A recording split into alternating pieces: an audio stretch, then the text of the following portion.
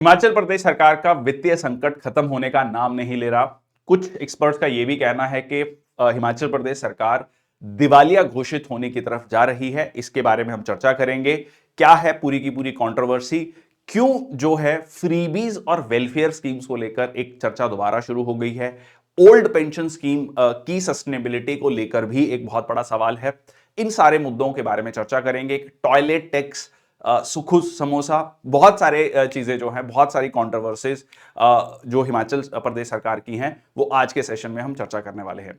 जय हिंद, वंदे मातरम। मैं संदीप बंसल आपका स्वागत करता हूं टीम निष्ठा चैनल पर। सबसे पहले बात कर लेते हैं कि कोर्ट का एक ऑर्डर आया है जिसमें कि जो ये न्यूज है, जो रिसेंटली न्यूज है, जिसमें ये कहा गया कि हिमाचल प्रदेश सरकार जो है 150 करोड़ रुपए का जो ड्यूज है उनके, वो पूरे नहीं कर पा रहे हैं, जिसकी वजह से जो हिमाचल भवन है दिल्ली में, उसकी प्रॉपर्टी को अटैच किया जाए। ये बहुत बड़ी बात है। और उसके बाद जो है 18 जो होटल्स हैं जो स्टेट गवर्नमेंट के द्वारा रन किए जाते हैं, जो बहुत लॉसेस में चल रहे हैं, हैवी लॉसेस में चल रहे हैं, वो जो है बंद किए जाएं, ऐसा हाई कोर्ट का ऑर्डर आया है। अब इसको लेकर एक विवाद शुरू हो गया है कि क्या हिमाचल प्रदेश के जो फाइनेंशियल्स हैं वो इतने पुअर हैं। इसको लेकर थोड़ा सा मैं डाटा जो है आपसे शेयर करूंगा। चलिए, तो सबसे पहले डेट की बात कर लेते हैं। जो कर्जा है, जो कर्जा अगर आप टोटल देखें स्टेट का, वो है लगभग 86,000 करोड़ का। ठीक है जी, 86,000 करोड़ का बहुत कम पॉपुलेशन है। ये 77 लाख पॉपुलेशन है हिमाचल प्रदेश की। अभी सेंसस हुआ नहीं है, पर अप्रोक्सीमेटली 77 लाख पॉपुलेशन है। तो हर व्यक्ति पर जो डेट है वो है 1.17 लाख का। ठीक है जी, अगर एक परिवार है, मान लीजिए 4 लोगों का परिवार है, तो 4.5 लाख से ज्यादा का डेट है उस परिवार पर। ठीक है जी, हर परिवार पे ये डेट है। तो सबसे पहले तो ये डेट जो है लगातार बढ़ता जा रहा है। इसमें कुछ और डाटा देखेंगे। जो गवर्नमेंट का एक्सपेंडिचर है वो कहां कहां हो रहा है। सैलरीज में 25%, पेंशन में 17%, इंटरेस्ट पेमेंट 11%, डेट रीपेमेंट जो पहले कह लीजिए लोन लिया है उसमें 9%, ग्रांट्स फॉर इंस्टीट्यूशंस 10%, इसको मिलाकर हो जाता है अराउंड 72%।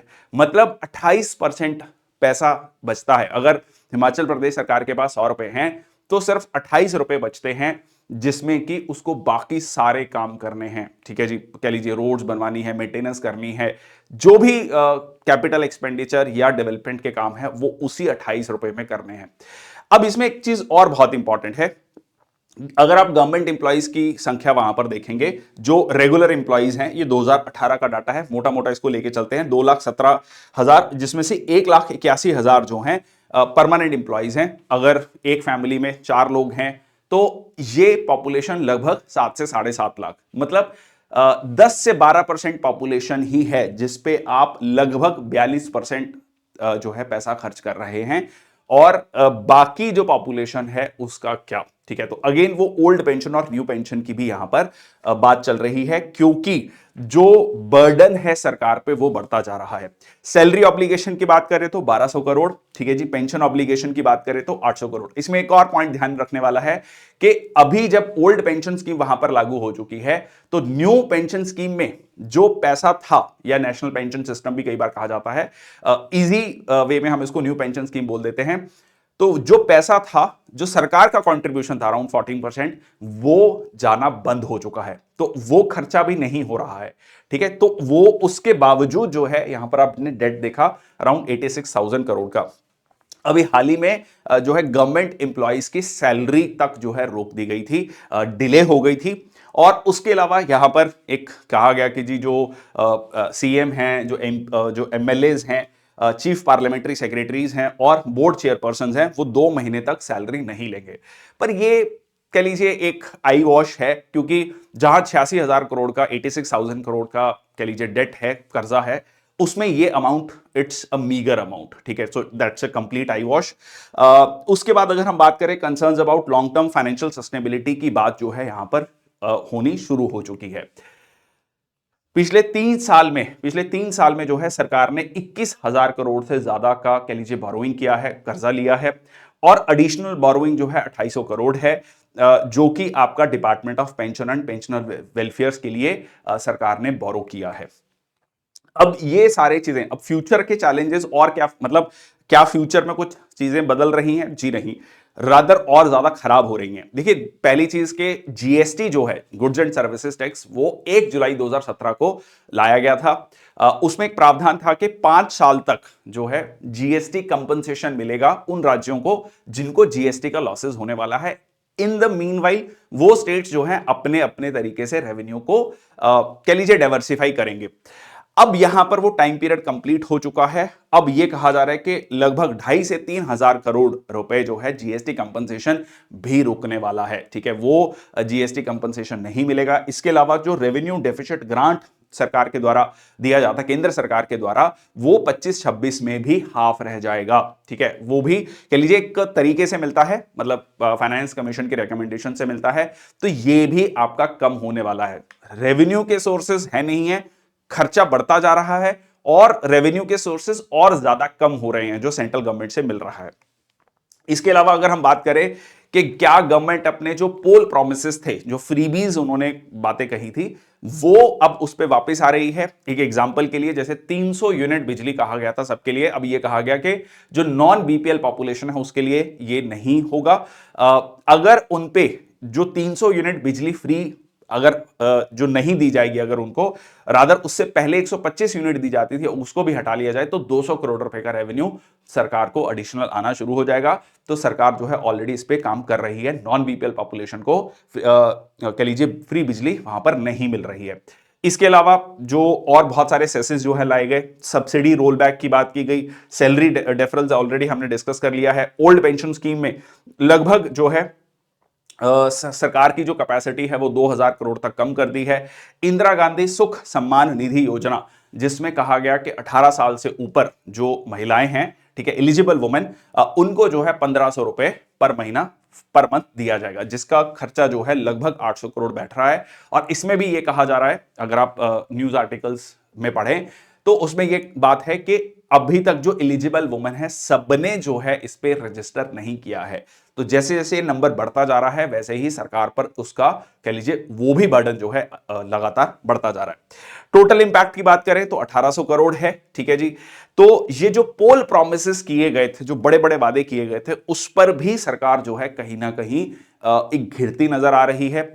अब लिमिटेड रेवेन्यू ऑप्शंस हैं, इसको लेकर भी रिसेंटली काफी कह लीजिए किरकिरी हुई राज्य सरकार की। वाटर सेस जो है वो रिजेक्ट किया गया, हाइड्रो पावर प्रोजेक्ट्स, जिसमें यह कहा गया कि इन्होंने एक सेस लगाया 2000 से 4000 करोड़ रुपया का रेवेन्यू आएगा, जिसको हाई कोर्ट ने असंवैधानिक जो है घोषित कर दिया। ठीक है, और उसको खारिज कर दिया।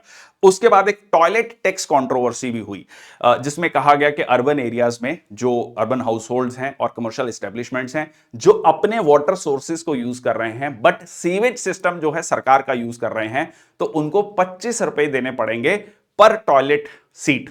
ठीक है, जिसको लेकर काफी ज्यादा हंगामा हुआ। कुछ ही समय में जैसे ही वो लाया गया और कुछ ही कह लीजिए दिनों में उसको वापस भी ले लिया गया, but the damage was done. ये कहा गया ओपोजिशन के द्वारा कि एक तरफ सरकार जो है बात कर रही है स्वच्छ भारत अभियान की और एक तरफ जो है टॉयलेट टैक्स लगाया जा रहा है।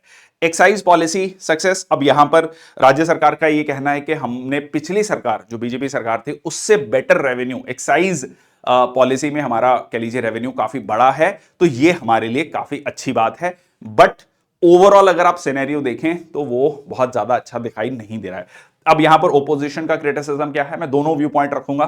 सो लाइक ओपोजिशन का कहना है कि वो फाइनेंशियली मैनेज नहीं कर पा रहे हैं और फ्रीबीज के चलते और बहुत सारी मिसमैनेजमेंट के चलते जो है सरकार के जो बर्डन है, डेट बर्डन है, वो लगातार बढ़ता जा रहा है और बैंकरप्सी की तरफ जो है हिमाचल प्रदेश सरकार बढ़ रही है। गवर्नमेंट का डिफेंस ये है कि जी प्रीवियस गवर्नमेंट ने जो रेवेन्यू डेफिसिट ग्रांट है उसको सही से यूज नहीं किया था, जिसकी वजह से हम पर बर्डन काफी ज्यादा है, लाइक रीपेमेंट का, इंटरेस्ट रीपेमेंट का। इसके अलावा जो ओपोजिशन रूल्ड स्टेट्स हैं जैसे कि पंजाब, केरल, हिमाचल प्रदेश, उसको जो है सेंट्रल गवर्नमेंट के द्वारा रिक्वायर्ड फंड्स नहीं दिए जा रहे, ये सरकार का वहां पर डिफेंस है। इसके अलावा सरकार जो हिमाचल प्रदेश सरकार ये भी कह रही है कि हम जो है सेंट्रल गवर्नमेंट से एड लेंगे, फाइनेंस कमीशन जो 16 फाइनेंस कमीशन बैठा हुआ है उसके सामने अपनी डिमांड्स को रखेंगे। लास्ट ईयर वहां पर डिजास्टर कह लीजिए काफी हैवी रेनफॉल आया था जिसकी वजह से लगभग 1500 करोड़ का नुकसान हुआ था। और इसके अलावा जो है हमें एड मिलनी चाहिए 9,000 करोड़ की, ठीक है जी। फाइनेंशियल डिजास्टर जो आया उससे रिलेटेड जो है हमें एड मिलनी चाहिए सेंट्रल गवर्नमेंट से, जो कि कह लीजिए कहीं ना कहीं एक आरोप प्रत्यारोप, जैसे मैंने आपको बताया, चल रहे हैं दोनों से। अब यहां पर सवाल आता है फ्रीबीज को लेकर, बहुत सारे इश्यूज हैं।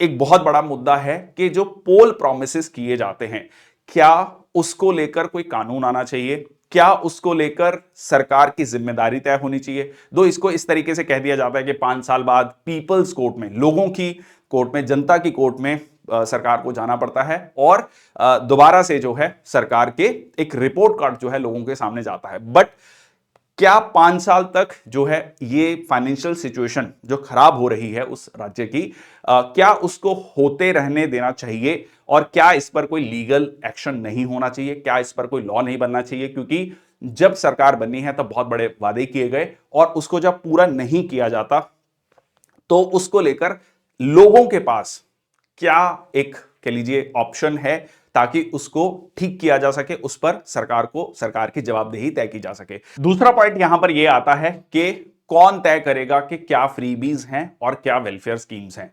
इसको लेकर हमेशा से डिबेट रहती है। जो सरकार है जो इंप्लीमेंट कर रही है वो कहती है कि जी देखिए बहुत बड़ी वेलफेयर स्कीम्स हैं, और जो ओपोजिशन है वो इसको फ्रीबीज का नाम देती है। तीसरा पॉइंट है यहां पर NPS versus OPS, new pension scheme versus old pension scheme. तो क्या जो है ओल्ड पेंशन स्कीम को लागू किया जाना चाहिए, जबकि बहुत सारे इकोनॉमिक एक्सपर्ट्स इसको लेकर अपनी कह लीजिए कंसर्न्स रख चुके हैं कि ये सस्टेनेबल नहीं है, it can be a disaster step for the economy. आप ये देख सकते हैं कि डेवलप्ड कंट्रीज लाइक फ्रांस, उन्होंने वहां पर अपनी रिटायरमेंट एज को बढ़ा दिया है।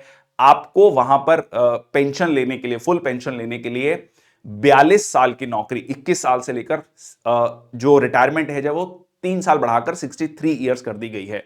जब फ्रांस या कह लीजिए बहुत सारे डेवलप्ड नेशंस को पेंशन देने में दिक्कत हो रही है और दुनिया भर में ये एक्सपर्ट्स कह रहे हैं कि कॉन्ट्रीब्यूटरी पेंशन फंड जो है या कह लीजिए कॉन्ट्रीब्यूटरी पेंशन स्कीम होनी चाहिए, तो क्या ये स्टेप जो है लिया जाना चाहिए सरकार के द्वारा, जिसमें कि वो बर्डन सिर्फ आगे आने वाली सरकारों पर टाल रहे हैं। तो ये बहुत बड़े मुद्दे हैं। प्लीज अपना कमेंट सेक्शन बॉक्स में अपने कमेंट्स को लिखिए, अपने आइडियाज को लिखिए, अपने व्यूज को लिखिए। इट इज वेरी इंपॉर्टेंट कि इस पे एक हेल्दी डिस्कशन होना चाहिए। That's all from my side. Thank you so much. जय हिंद, वंदे मातरम।